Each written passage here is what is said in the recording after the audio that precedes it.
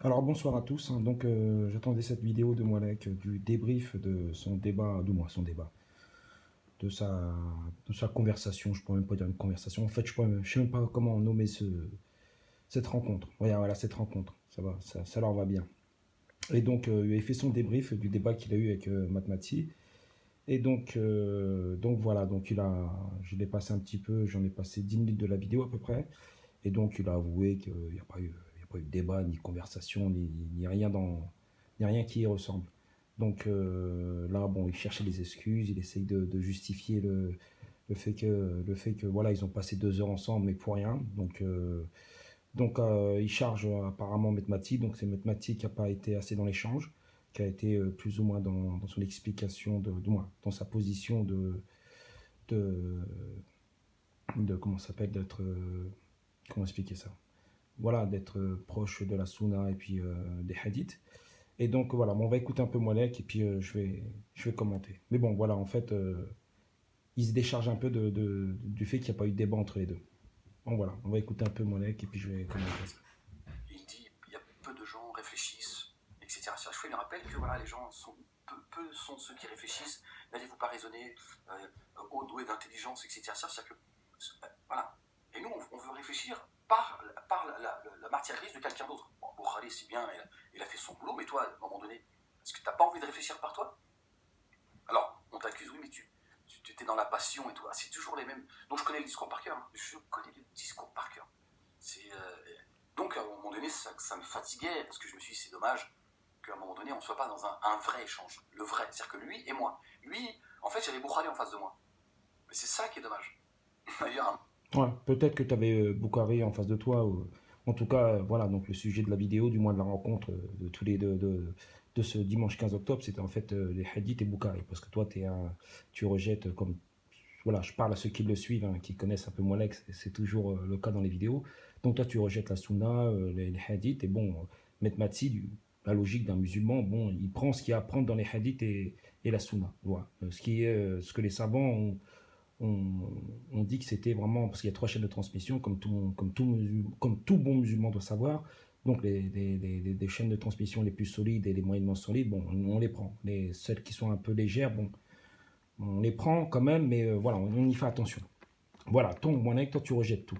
Mais en face, peut-être qu'il y avait quelqu'un qui rejetait pas du moins, qui était bon pour la sunna et puis pour les hadiths, et puis il y avait quelqu'un en face qui était complètement perdu, quoi, qui avait rien à opposer. Donc c'était ça ton problème, Monek, c'est que tu n'avais rien à opposer. Donc tu critiques mathématiques, moi je n'apprécie pas plus que ça, hein, je ne prends pas sa défense, c'est loin de là. Mais au moins, il avait au moins ça à t'apporter, quoi. Du moins, cet éclairage de la sunna et des hadiths. Et pourquoi on devait s'y référer. Mais toi, t'avais rien, Molek. T'avais rien. T'as été dans ton solo, dans ton voilà, monologue habituel et t'es resté prostré dessus, quoi. Donc on va réécouter un peu, mais à un moment donné, il m'a dit, c'était ouais, du Molek, ça. t'es payé pour taper sur Boukhari. Et quand je lui dis, non, mais ouais, alors, Voilà, c'est ce qu'il a fait de bien. Il a lancé une blague et ça fait marrer les deux. Et Molek lui a répondu, mais toi, t'es payé pour le défendre. Et voilà ce qu'il a sorti de bien. Il a fait sa petite blague, quoi, sa petite blagounette. Qui a fait son petit effet, ils ont rigolé tous les deux, voilà, il en est fier, mon mec. Mais mis à part ça, il n'y a eu que dalle, hein, zéro, hein. Boukhari qui t'a glissé une enveloppe. Non, je veux dire, moi j'ai envie de parler avec Mamar Mekmati, pas avec Boukhari. À un moment donné, est-ce que toi, tu es capable de réfléchir seul? Non. Et donc, c'est difficile. Parce que moi, il m'oppose le livre, en fait. Et moi, je lui dis, mais regarde ce que Dieu dit. Dieu s'exprime à toi et il te dit des choses. Pourquoi est-ce que tu ne crois pas en ce que Dieu dit? Pourquoi tu ne crois pas que le livre de Dieu, il est complet? Mamar Mekmati dit, tout n'est pas dans le livre. Donc, Oui. Donc voilà, j'ai fait une courte vidéo, je ne vais pas la faire très longue. Donc voilà, donc moi, parce que j'ai déjà fait une vidéo là-dessus sur le débat, donc je ne vais pas me répéter, hein, je ne vais pas radoter, j'ai pas 80 ans encore. Donc voilà, donc j'attendais juste le débrief pour voir ce qu'il disait de, son, de sa conversation, du moins de sa conversation, même pas de sa rencontre avec Metmati. Donc Metmati lui opposait quand même le fait de se référer à la sunna, les hadiths, il expliquait du pourquoi, du comment.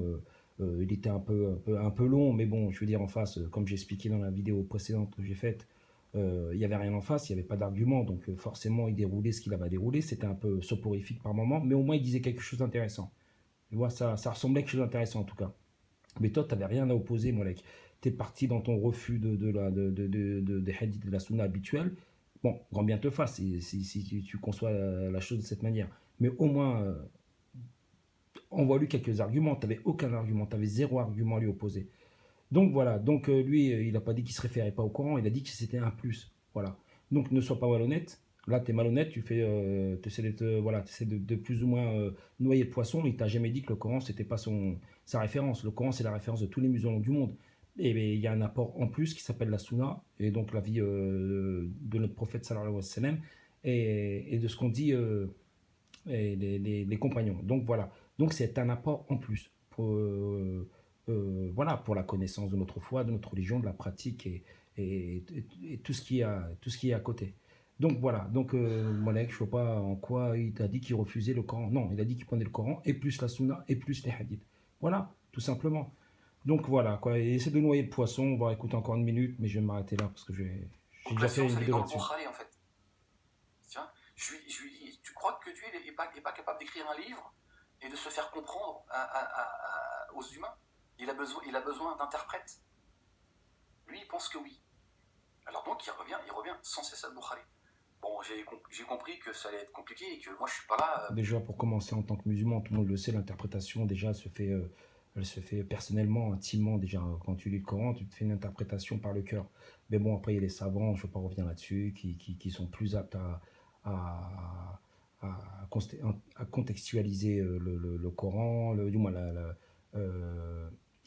comment expliquer ça? Oui, contextualiser le Coran et à la lumière des faits historiques, hein, des batailles qu'il y avait à l'époque, comment s'appelle, des événements au cours de la vie du prophète sallallahu alayhi wa sallam. Et voilà, donc c'est normal. Et on se réfère aux savants qui nous expliquent un peu l'histoire de tout ça. Mais après, l'interprétation, elle se fait intimement. Et c'est écrit dans le Coran, c'est bien explicité.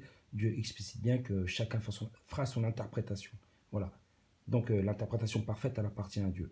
Voilà.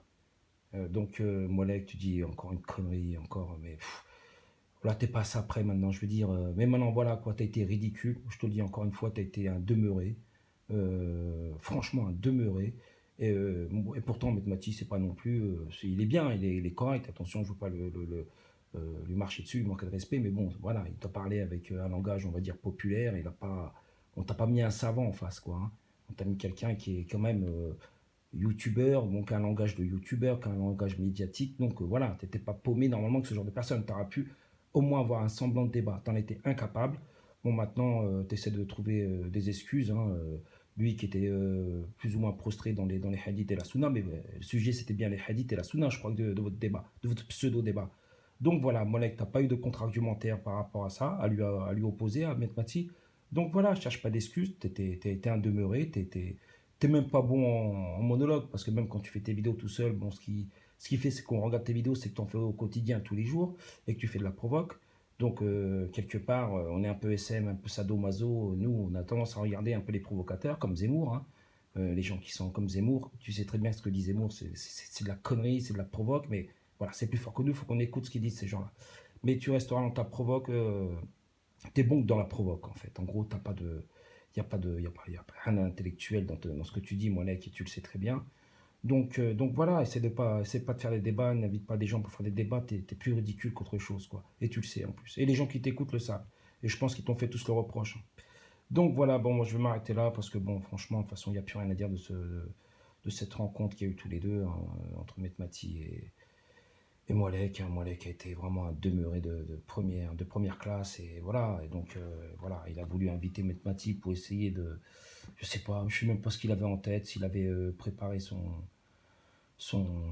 débat ou voilà, ce qu'il avait dans l'espoir d'être un débat. Bon, voilà, il en est incapable. Un débat, il faut deux intelligences.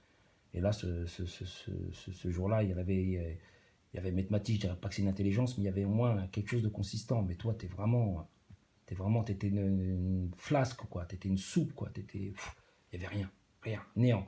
Donc voilà, donc, et puis il le sait très bien, il l'a dit dans le début de la vidéo, il a dit il s'est paumé, il transpirait, on l'a senti. Moi j'ai écouté l'audio parce que j'ai pas vu la vidéo, il y avait un audio et on sentait que voilà, il transpirait le mec, hein. Il était à l'ouest, hein. Donc voilà, bon bah je vous souhaite une bonne soirée, c'était juste écouter le débrief de Molek Voilà, je parle de la vidéo complète, vous imaginez bien, il y a 1 heure et demie de vidéo, j'en ai regardé 10 minutes, juste le début, pour voir ce qu'il en disait, ça me suffit, quoi. Donc voilà, puis de toute façon, je me suis fait mon opinion en ayant vu déjà le débat. Donc voilà, le débat, le survolant, le débat, parce que c'était soporifique au possible, hein. C'est impossible de regarder 2 heures d'un côté un monologue et de l'autre côté, voilà quoi, quelque chose qui était long, c'est vrai, qui était répétitif, mais au moins il y avait quelque chose. Donc voilà, à la décharge de Maître Mathilde. Bon, sur ce, bonne soirée à vous et à bientôt.